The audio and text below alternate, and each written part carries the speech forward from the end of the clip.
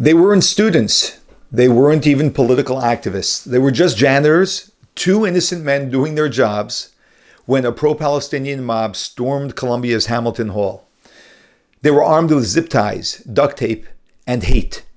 And these peaceful protesters barricaded them inside, called them Zionists and Jew lovers, and turned a college protest into a hate-fueled hostage situation. Two janitors for Columbia University who claimed they were held hostage in a, quote, highly coordinated attack last year when protesters broke into Hamilton Hall in the early morning hours of April 30th, 2024, are suing the protesters, the Free Press reported. Mario Torres and Lester Wilson tell the Free Press they're suing their alleged captors for battery, assault, and conspiracy to violate their civil rights. The lawsuit stems from a night that happened nearly 1 year ago when pro-Palestinian protesters stormed Hamilton Hall on Columbia University's campus, smashing windows and barricading doors just after midnight. Torres and Wilson were working the building that night and say the agitators had zip ties, duct tape, and masks. Torres told the Free Press he remembers looking up at the cameras inside Hamilton Hall and seeing coverings over the cameras, making him believe that this was a planned attack. Torres claims one protester offered him cash to leave the building, which Torres refused.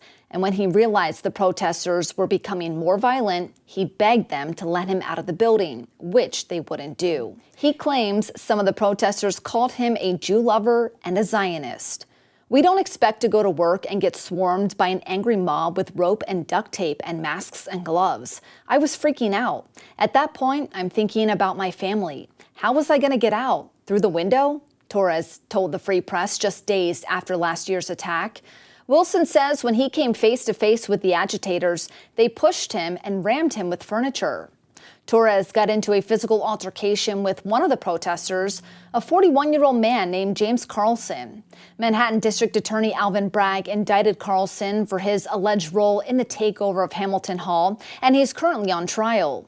Attorneys for Carlson refuted that he had used anti-Semitic language, telling the New York Post that he is of Jewish Armenian descent.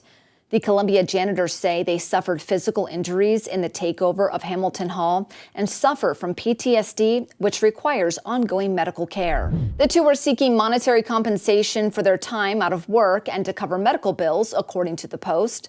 Neither of the men have been back to Columbia's campus since the assault. You see, hate knows no boundaries. And when someone's in a state of hate, they take it out on everyone and everything. And that's what these protesters and these mobs on college campuses do. And all they're doing is instilling more and more fear in our society and more chaos in our society.